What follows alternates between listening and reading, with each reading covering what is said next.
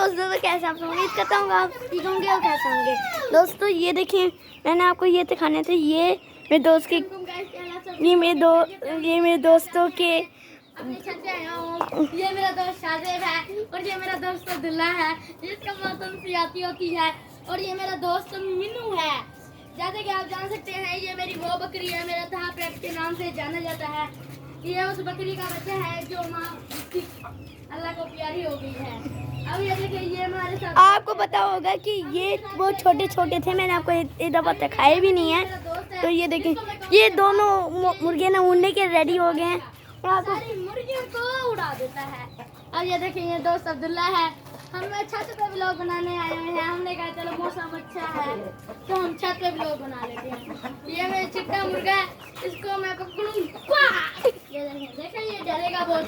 और ये देखिए, ये मुंह उठा के खड़ा हुआ है। और ये देखिए, ये मेरा दोस्त, वो देखिए वो मुर्गा है।